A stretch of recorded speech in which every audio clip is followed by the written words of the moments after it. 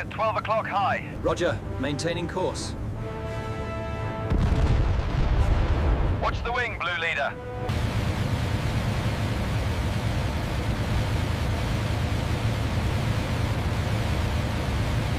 Check the manifold pressure.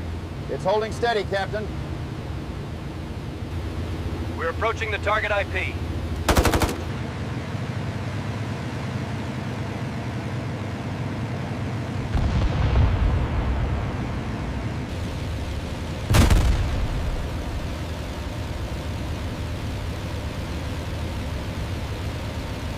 Along the Rhine, the German flak batteries maintain their vigilant watch. The crew's ready for the inevitable daylight raid. January 17th, 1944. A thick, ghostly fog hung over the winding Rhine, muffling the river's steady roar. The rising sun fought to pierce the mist, casting a pale, cold light over the water and the forest beyond. At 5,000 feet, a squadron of Allied bombers cut through the gray, their engines thrumming like distant thunder, each plane a fragile vessel against the invisible sky. In the cockpit of a nimble fighter, Maria Schultz gripped the controls, her eyes sharp, scanning the hazy expanse. Her breath fogged the canopy, mixing with the mist outside, as she traced the silhouettes of her bombers through the murk. Radar was minimal. Instruments were crude by modern standards. Out here, over the enemy's heartland, instinct and skill were everything. A sudden movement in the fog, the shadow of an approaching fighter, sent a shiver through her spine. Every second mattered. One wrong decision, one hesitation, and 20 bombers, dozens of lives could vanish into the cold, gray air. Maria adjusted her throttle. Time slowed. The moment had come. The Rhine waited. By 1944, the skies over Western Europe were a lethal battlefield. The Allied forces were executing a relentless bombing campaign designed to cripple German industry, transportation, and military supply lines. Rail yards, factories, bridges, and river crossings had become primary targets, and the Rhine, Germany's industrial and logistical artery, was one of the most heavily defended zones. Flying over was an exercise in precision and nerve. Anti-aircraft guns, known as flak, bristled along the riverbanks, while Luftwaffe fighter squadrons patrolled the skies, ready to intercept any Allied formation. Bomber crews knew the stakes. A typical daylight mission involved formations of B-17 flying fortresses or B-24 liberators, heavily armed but slow, vulnerable to faster fighters and concentrated flak. Crews flew in tight formations to provide overlapping fields of defensive fire. Yet even with this tactic, losses could reach 20 to 30% on a single sortie. Each plane carried a dozen or more men, and the margin for error was minimal. Weather added another unpredictable variable. Fog, low clouds, and freezing temperatures could scatter formations and obscure both targets and threats. Pilots relied on maps, rudimentary radar, and the coordination of their squadron leaders. Maria Schultz's squadron was tasked with providing fighter escort to one of these bomber formations. Their objective: ensure that the 20 heavy bombers reached their target along the Rhine without falling prey to German fighters or anti-aircraft fire. Schultz's unit had flown dozens of missions before, but the Rhine presented a unique challenge. The river's winding course created natural choke points for flak batteries, and its industrial corridors were densely fortified. Every sortie required precise navigation, keen situational awareness, and split-second decision-making. The technology of the day, was unforgiving. Fighters like the P-51 Mustang or the Messerschmitt Bf 109 offered speed and maneuverability, but they lacked the advanced avionics of later decades. Pilots depended on visual spotting and radio coordination, often through static-filled channels. Fog reduced visibility to mere meters at times, turning the sky into a ghostly maze of silhouettes. One misjudged turn could lead a pilot directly into enemy guns or collision with a friendly plane. Survival demanded not just skill, but calm under extreme pressure. Qualities Maria had demonstrated in training exercises and minor engagements, though nothing on this scale. The human element of the mission was equally critical. Air crews formed bonds that were almost familial. The pilot of one bomber relied on the gunners, navigator, and co-pilot to act as a single unit. Escort fighters, meanwhile, carried the burden of protecting these men, often having to balance aggressive engagement with restraint to avoid breaking formation cohesion. Commanders expected calculated bravery, but recklessness could jeopardize the entire squadron. Every decision in the cockpit had consequences measured in lives and the success of the mission. Intelligence reports had warned of increased Luftwaffe activity over the Rhine that morning. Reconnaissance planes had noted flak concentrations and the likelihood of enemy fighters waiting to intercept the bombers. Schultz reviewed the mission briefings carefully, timing formation paths, altitude changes, and escape routes in case of emergency. She ran mental simulations of possible encounters, visualizing maneuvers, defensive strategies, and worst-case scenarios. Despite the planning, uncertainty ruled. The Rhine's fog could hide threats until the last second. Bombers carrying tons of explosives were slow-moving targets, and enemy fighters, small and agile, could strike from any angle. Success would depend on coordination, instinct, and the willingness to act decisively in moments of extreme danger. Maria Schultz, poised in her cockpit that foggy morning, embodied this precarious balance, trained, alert, and aware that a single move could decide the fate of 20 planes and their crews. As the sun began to push through the mist, glinting off the river below, the squadron formed up, engines humming, wings slicing through the dense gray. The scene was deceptively calm, yet every pilot knew that the next minutes could erupt into chaos.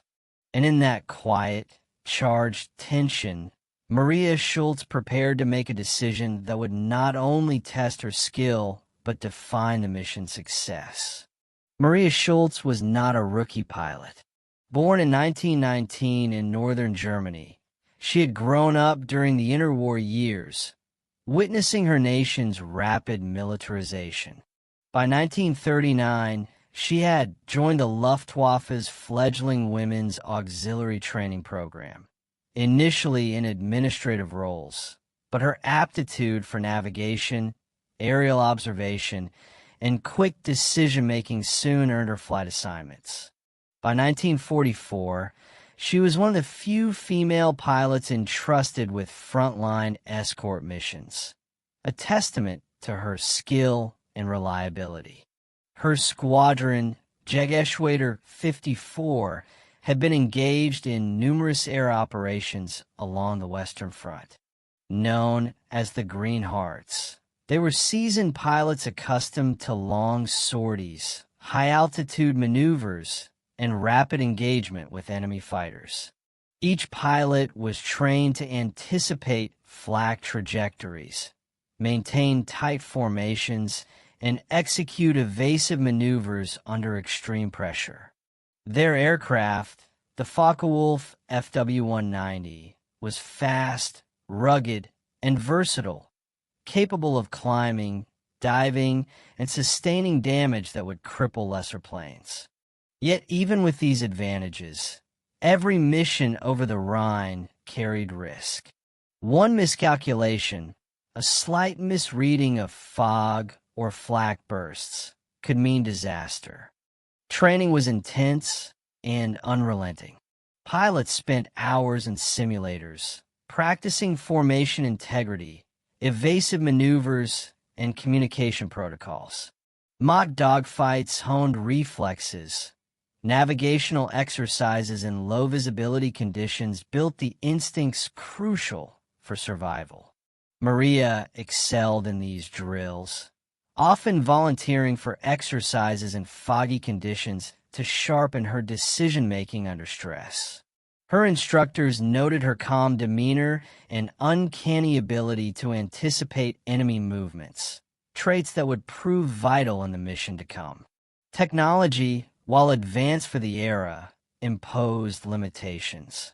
The FW-190's instrumentation included altimeter, airspeed indicator, rudimentary radio, and compass, but no radar for precise target tracking. Visual spotting remained critical. Weather reports and reconnaissance intelligence guided flight paths, but the fog over the Rhine reduced these advantages. Crews relied heavily on formation discipline and the experience of squadron leaders. Schultz's mental map of the river corridor, combined with her awareness of potential flak zones, became her most valuable asset. Tactics had evolved alongside technology. Fighter escort doctrine emphasized protective orbiting, flying above and around bombers to intercept threats before they could reach the formation. Pilots needed to judge timing perfectly. Too early, and the enemy could slip past. Too late, and bombers might already be under fire. Schultz studied the mission briefings meticulously, plotting likely interception points and escape routes. Her squadron was prepared for multiple contingencies, but the fog introduced an element no training could fully simulate: uncertainty. Human factors were equally important. Pilots and gunners relied on nonverbal cues, engine sounds, and peripheral vision to maintain awareness. Any lapse in communication or formation could create a gap, exposing bombers to enemy fighters or concentrated flak. Schultz's awareness extended beyond her own cockpit. She monitored wingmen, adjusted positions, and calculated risk in real time. Her calm under pressure inspired confidence in less experienced pilots, and her decisiveness had already earned her several commendations for prior escort missions.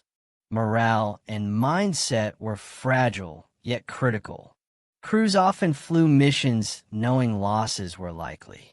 The psychological strain of long flights, heavy anti-aircraft fire, and the constant threat of enemy interception was immense. Yet this pressure forged a heightened sense of focus and clarity. For Schultz, the foggy morning over the Rhine was more than a physical challenge. It was a test of experience, training, and mental resilience. As the bombers drew closer to the river, their silhouettes emerging through the gray mist, every pilot instinctively assumed their roles. Schultz adjusted her heading slightly, scanning the clouded expanse for any hint of enemy fighters. Engines hummed, radio static crackled intermittently, and the river below glimmered like a silver thread through the fog. All preparations led to this moment. The next seconds would demand precision, courage, and a decision that could alter the mission's fate. The stage was set. The fog hung thick, the bombers pressed onward, and Maria Schultz was about to move. The moment teetered on the edge between order and chaos, where training met instinct and lives depended on a single pilot's actions. Inside the cockpit, Maria Schultz was a study in calm intensity. Fog blurred the horizon, and every pilot in the squadron knew that the slightest hesitation could cascade into disaster. Yet her hands rested confidently on the controls, her eyes sweeping the gray expanse with meticulous attention. Training had taught her to compartmentalize fear, to convert adrenaline into sharp focus. She monitored the position of each bomber, mentally calculating potential threats and escape vectors. Her thoughts were not abstract. They were immediate, precise, and grounded in the reality of the mission. She ran through mental checklists, flak bursts, enemy fighter altitudes, bomber speeds, fuel levels, anticipating scenarios that could emerge in the next moments. Each calculation carried human weight. Every plane contained a crew whose lives were tethered to her actions. Maria's sense of responsibility was acute, and the fog made it both oppressive and intimate. She could sense the vulnerability of the bombers, as if the mist amplified it. In that silence, punctuated only by engine hums, her focus became almost tangible. The success of any bomber mission depended on formation integrity. Flying in tight combat boxes, bombers presented overlapping fields of fire that could repel enemy fighters. Schultz's role as an escort pilot was to anticipate enemy movements and intercept threats before they reached the fragile formations. Timing, distance, and angle of approach were everything. The fog complicated tactics. Visual cues were obscured. Altitudes became relative rather than absolute, and the typical lines of sight used to judge spacing between planes were distorted. Schultz relied on instinct honed from dozens of sorties. She adjusted her altitude slightly, shifted her heading, and maintained a position that maximized her field of view while staying close enough to provide protection. Each maneuver required delicate precision. Too aggressive, and she risked breaking formation cohesion. Too passive, and enemy fighters could exploit gaps. The Rhine corridor itself presented tactical challenges. Its winding path created natural choke points, favored by flak gunners and patrolling fighters. Pilots needed to predict enemy behavior, often based on prior intelligence or observed patterns.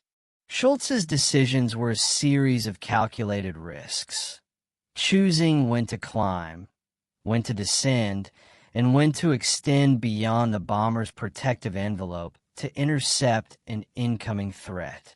Every choice was a microcosm of the larger battle above the river.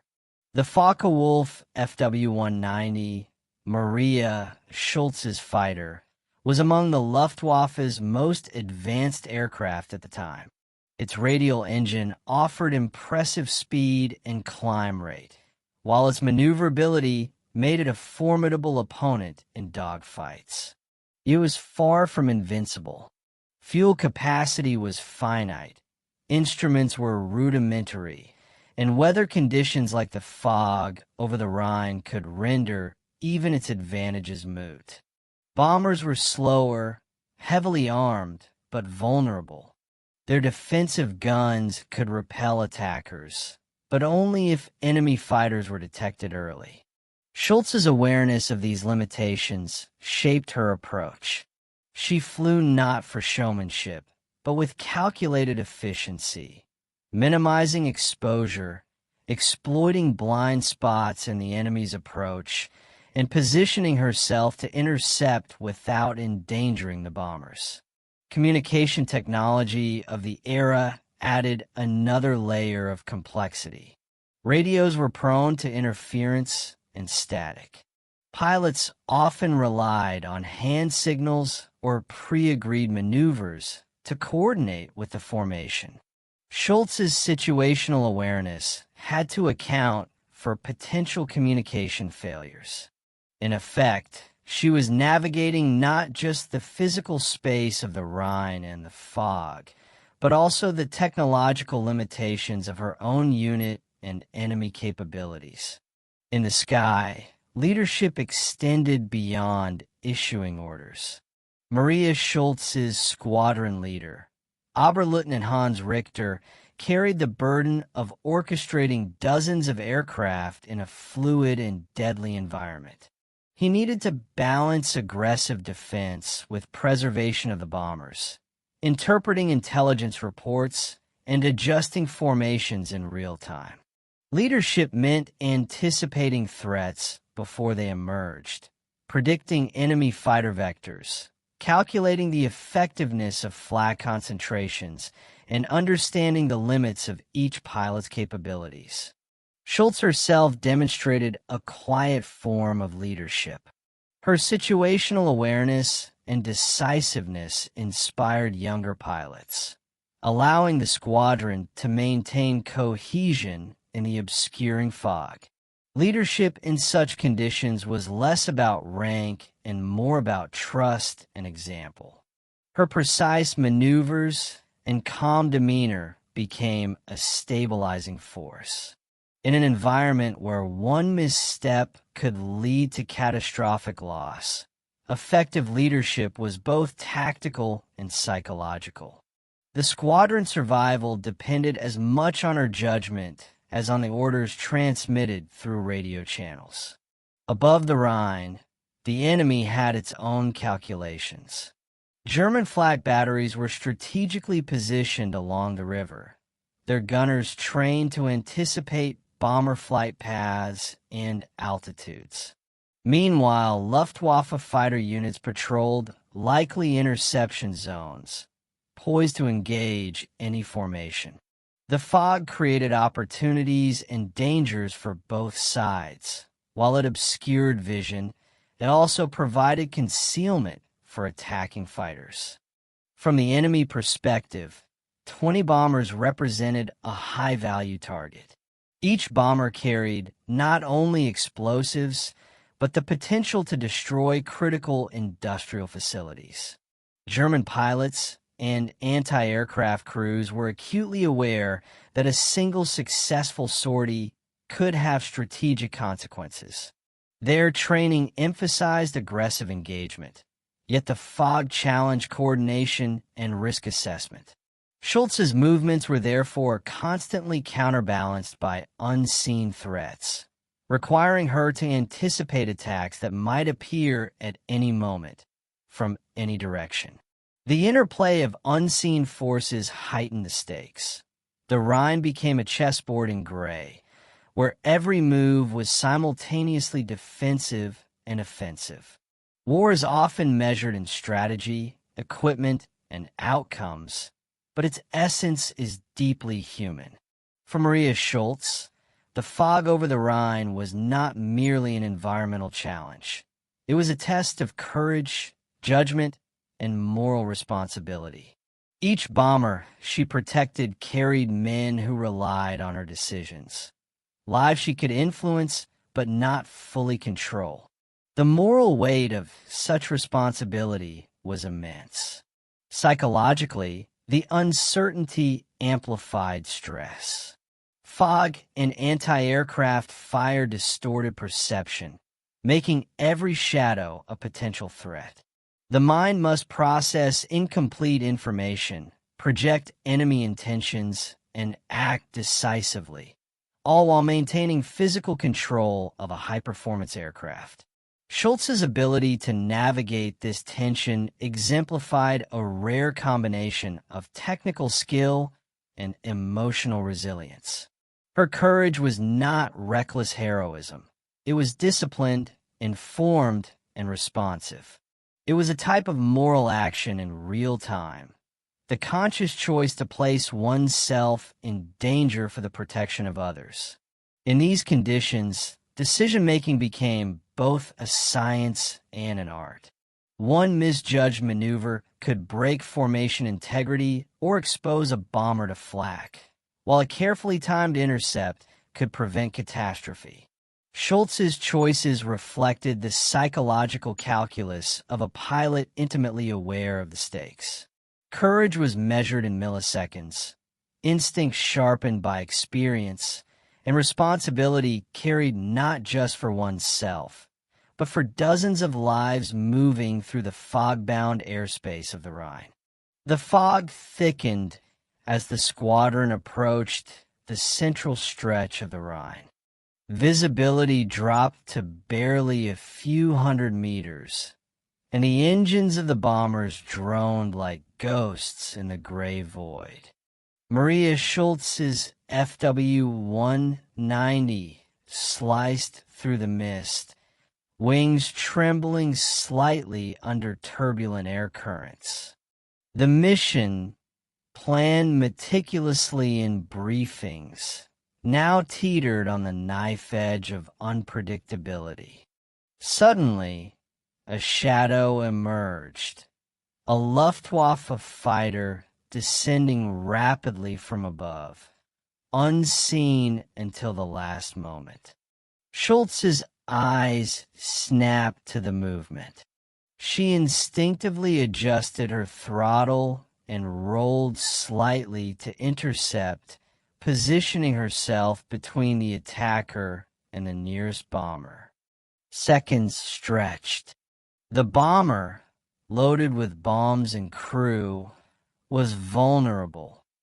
Any hit could trigger a chain reaction, turning the formation into a deadly spectacle. Schultz's move was precise. She banked sharply, using the fog to mask her approach, and targeted the enemy plane before it could align with the bomber. Her FW-190's 20mm cannons spoke in bursts of calculated fire, forcing the attacker into an evasive dive. The bomber formation shuddered, but no plane was lost. The engagement drew the attention of additional enemy fighters. Schultz recognized the danger. More aircraft were closing in, and the bomber's defensive fire was spread thin. She radioed quick, concise instructions to her squadron wingmen, coordinating defensive maneuvers in real time. Each pilot executed turns, climbs, and dives almost instinctively, trained to anticipate Schultz's leadership. She made another split-second decision to lead the enemy fighters on a loop away from the bombers. Banking sharply into the clouded corridor, she became both decoy and shield. The fog, once a liability, now worked in her favor, obscuring her movements and confusing enemy visual targeting. Enemy pilots attempted to follow, but Schultz's knowledge of the terrain and the river's natural curves gave her the advantage. The bombers pressed on, threading through anti-aircraft zones along the riverbanks. Flak shells erupted around them, black puffs of smoke marking the sky, but Schultz's intervention had created a buffer. Every maneuver she executed, every risk she calculated, was guided by a singular goal: the survival of the 20 bombers under her protection. At one critical moment, an enemy fighter attempted a high-speed pass through the formation. Schultz climbed aggressively, meeting it head-on. The resulting dogfight was brief but intense. Guns flashing, engines roaring, and the fog turning into a chaotic dance of shadow and motion. Within seconds, the attacker veered off, unable to penetrate the formation's defenses. Schultz's decisive action had not only neutralized the immediate threat, but disrupted the enemy's tactical rhythm. Amidst the turmoil, Schultz maintained an unwavering mental map of the entire engagement. She tracked every bomber, every wingman, and every potential threat emerging from the gray expanse. Communication was limited. Instruments offered only partial guidance, and the fog masked both danger and opportunity. Yet her experience and instinct fused into clarity. She anticipated enemy moves before they occurred, positioning herself strategically to absorb risk and shield the bombers. As the minutes stretched, the squadron continued its passage down the Rhine. The fog began to thin slightly, revealing the glint of water below and the distant outline of the riverbanks. Schultz's actions had created a corridor of relative safety. Enemy fighters, frustrated and disrupted, began to break off pursuit. The bombers remained intact, 20 aircraft, dozens of crew members, all preserved through a combination of skill, courage, and split-second decision-making. For Maria Schultz, the engagement was a crucible. Every maneuver had carried weight measured in human lives. The fog had been both a threat and an ally. The river a silent witness to the unfolding drama.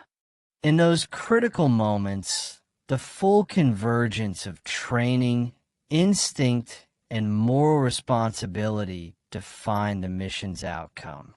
The danger was far from over, but the immediate crisis had been resolved through a decisive, courageous, and calculated move.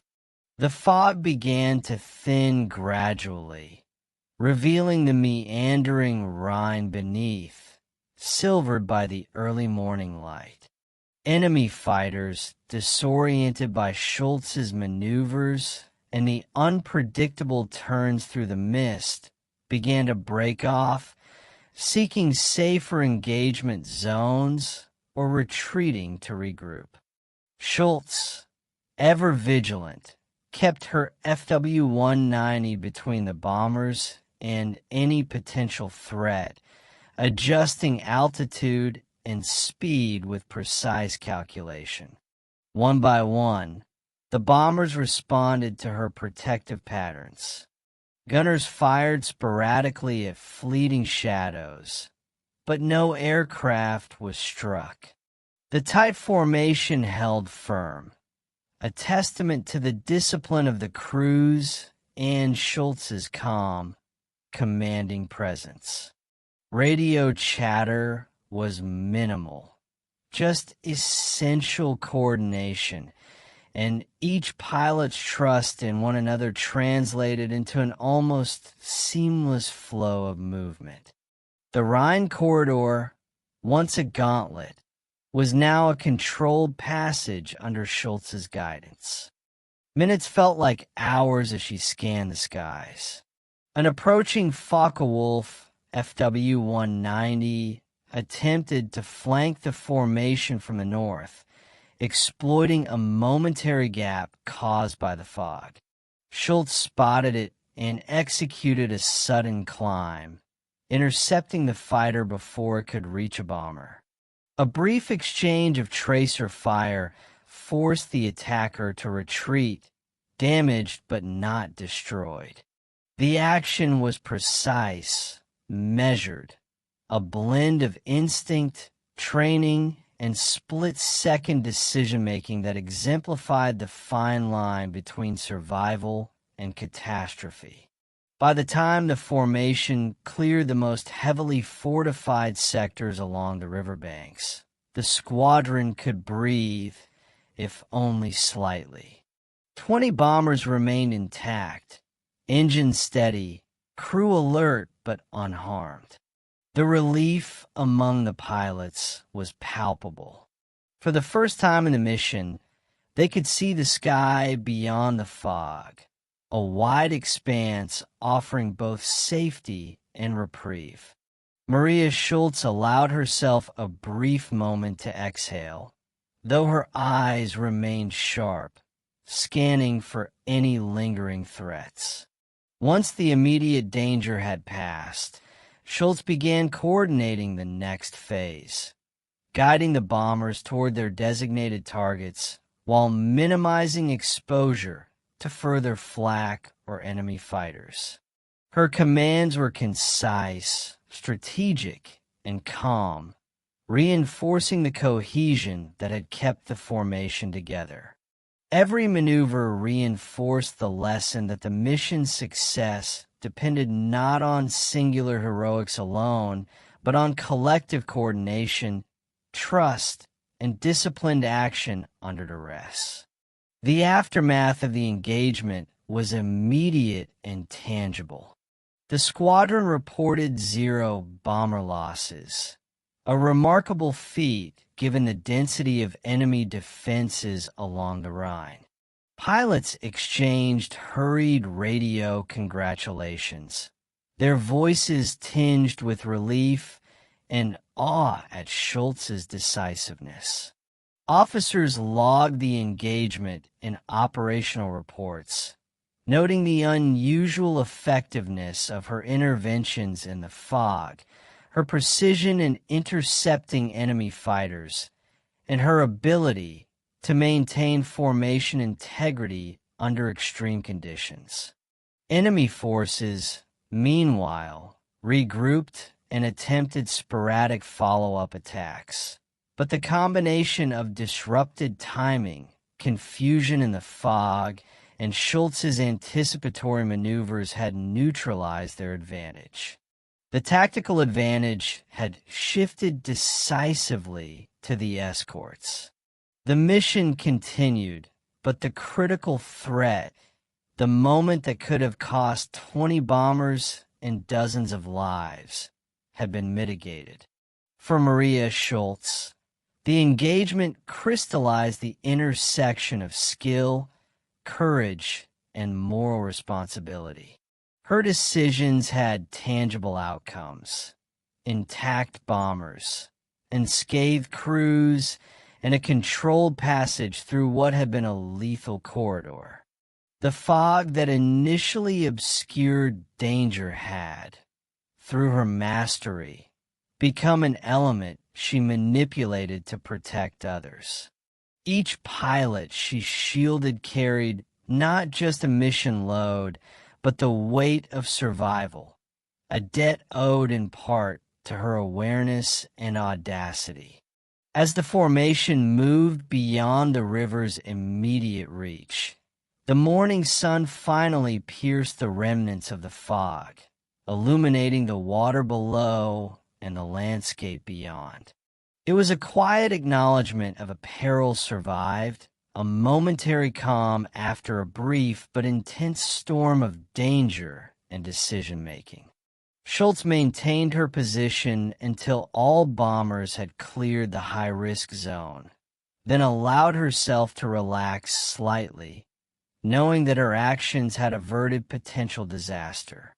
The crisis over the Rhine had passed, but its significance would ripple beyond the immediate engagement.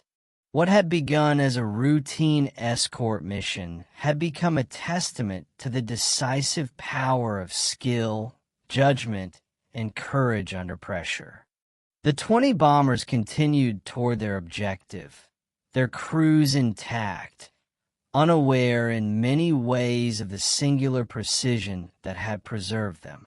Maria Schultz, in the cockpit above the fog, had rewritten the odds, and the mission's success bore her mark in every safe engine hum, in every steady wing.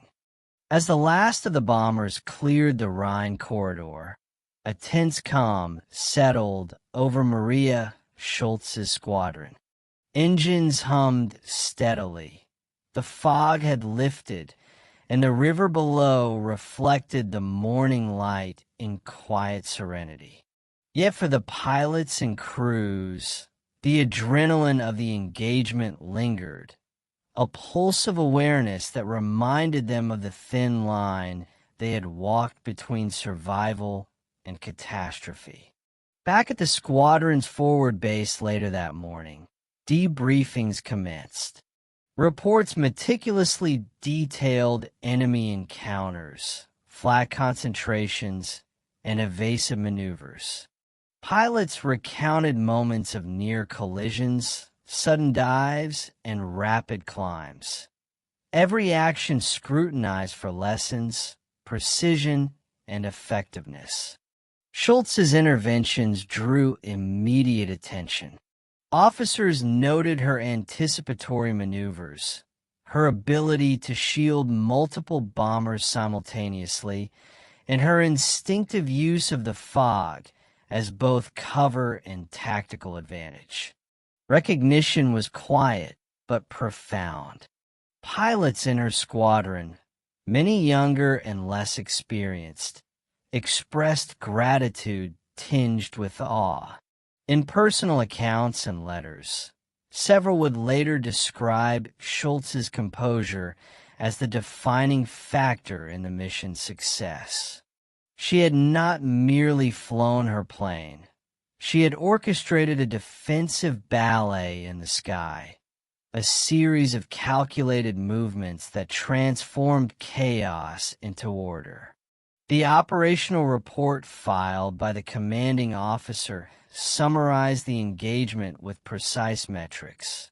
20 bombers escorted, 0 losses, multiple enemy fighters disrupted, and no aircraft sustaining critical damage. Analysts highlighted the unusual effectiveness of an escort pilot in low visibility conditions, noting that Schultz's actions went beyond standard tactical doctrine. Her initiative had turned what could have been a catastrophic sortie into a textbook example of protective escort maneuvering. The human dimension of the aftermath was equally striking. For the bomber crews, the flight had been harrowing. Many recounted the sensation of unseen danger pressing from all sides, the fog masking threats that could strike at any moment. Yet every pilot and gunner would remember the calm figure of Schultz's FW-190 weaving between them and the enemy, a protective presence in a sky thick with uncertainty. Her decisiveness had preserved not just aircraft, but lives. Dozens of men who would return to base able to carry on with future missions. Beyond personal and squadron recognition, the mission also had immediate operational consequences. The safe passage of 20 bombers meant that the assigned target along the Rhine, a critical industrial hub supplying enemy armored divisions, remained intact for further Allied action. The success of the Escort mission reinforced the effectiveness of coordinated fighter-bomber tactics, particularly in conditions of poor visibility. Commanders would cite this sortie in subsequent briefings as an example of disciplined initiative and protective engagement under extreme risk. For Schultz herself, the aftermath was a mixture of relief and quiet reflection. She logged the mission in her personal flight record, noting weather conditions, enemy activity, and tactical maneuvers. Her actions were exceptional, yet she measured success by the intact wings of the bombers and the safety of their crews rather than by personal acclaim. In letters to family and in later interviews, she emphasized the importance of preparation, training, and trust in one squadron, all elements that had converged to shape the outcome that morning. The Rhine engagement quickly became a reference point within the Luftwaffe unit. Squadron historians, maintaining operational diaries, highlighted the mission for its exemplary execution under fog-bound conditions. Pilots who witnessed the event described the protective precision of Schultz's flying as a model for future missions, a demonstration of how skill, courage, and situational awareness could decisively influence outcomes in modern aerial warfare. As the day progressed, the squadron prepared for subsequent missions, but the morning over the Rhine left an indelible mark. Lives had been preserved, planes had survived, and tactical lessons had been recorded for posterity. In the quiet moments after landing, the pilots understood the gravity of what had occurred. The line between chaos and order had been navigated with mastery, and Maria Schultz had been the axis around which that success turned. The safe passage of 20 bombers over the Rhine carried implications beyond the immediate survival of crews and aircraft. Strategically, the mission ensured that critical supplies, reconnaissance, and bombing objectives proceeded as planned, maintaining pressure on German industrial infrastructure. The Allied command noted that losses had been minimized in a region known for its lethal combination of flak and fighter interception, a success that reinforced confidence in the evolving escort strategies of the time. Within the squadron, morale surged. Pilots and gunners, accustomed to the high attrition rates of missions over heavily defended zones, found in Schultz's actions a rare instance of tangible protection and effective leadership. Stories of the morning spread quickly, forming a narrative that underscored the value of preparedness, composure, and rapid decision-making. For young or inexperienced pilots, witnessing a single pilot's intervention saving dozens of lives became both inspiration and benchmark, proof that skill and courage could tilt the odds, even in seemingly hopeless situations. Operational analyses conducted in the weeks following the mission highlighted the effectiveness of Schultz's tactics. Escort doctrine was re-examined, with a focus on using environmental factors such as fog to the pilot's advantage, a practice that had previously been underutilized due to perceived risks. Commanders noted the unique combination of human instinct, rapid assessment, and technological utilization that characterized her actions. Her use of the fog as a tactical element demonstrated how environmental conditions, when properly understood, could amplify a pilot's defensive capabilities. The enemy perspective also registered the engagement. Luftwaffe records from that day described disrupted formations, missed interception opportunities, and unusual pilot frustration in fog-obscured airspace. While these details are sparse, they provide evidence that Schultz's maneuvers not only preserved the bombers, but actively impaired enemy operational efficiency. Her intervention, therefore, carried both protective and tactical consequences, delaying potential counterattacks and preserving momentum in the Allied air campaign over the Rhine. Historically, the mission became emblematic of the often overlooked influence of individual skill in aerial warfare. While large-scale strategy, production, and numerical superiority dominated the war's narrative, episodes like Schultz's highlighted the decisive impact of precise human action under pressure. Her decision-making, situational awareness, and courage turned a potentially catastrophic sortie into a preserved operation, creating a ripple effect in both tactical doctrine and pilot training. The psychological imprint of the mission was equally profound. Pilots reported that surviving the fog-bound engagement strengthened their confidence in squadron cohesion and leadership.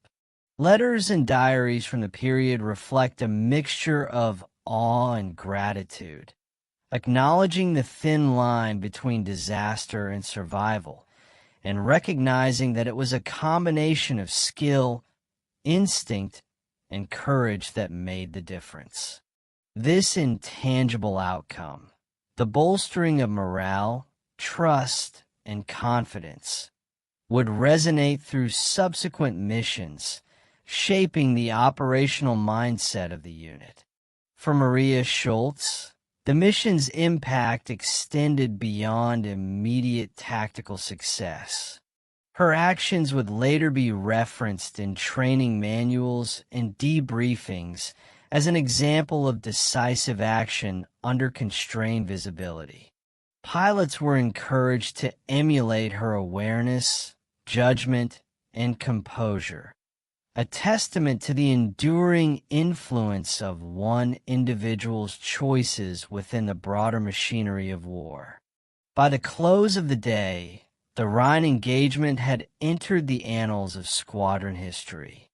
20 bombers unscathed, dozens of crew members alive, and a single pilot whose skill and courage had defined the outcome. It was a mission that illustrated not just the dangers of aerial combat, but the extraordinary potential of human decision-making in the face of overwhelming uncertainty. The mourning over the Rhine had ended, but its echoes in doctrine, morale, and historical record would endure far beyond that foggy corridor of river and sky. The mourning over the Rhine had passed, yet its lessons lingered in the minds of every pilot who had flown that fog-bound corridor. What began as routine became a crucible of skill, instinct, and moral responsibility. Maria Schultz's calm decisiveness had preserved lives, maintained formation integrity, and transformed chaos into order. In the quiet hours after landing, the squadron reflected on the fragile line between disaster and survival. Letters, diaries, and debriefings would recount the intangible weight of her choices, the split-second judgments that ensured 20 bombers returned intact. Her actions were not marked by fanfare, but by the enduring human impact. Trust restored, courage reinforced, and hope preserved amid war's uncertainty. This mission became more than a tactical success. It stood as a testament to the quiet heroism of those whose precision, training, and instinct shaped history in ways large numbers or strategy alone could not. Over the Rhine, in the haze and cold light of that January morning, Maria Schultz had rewritten the odds, leaving a legacy of skill, composure, and unwavering duty, a moment where human decision met the machinery of war, and lives were saved as a result.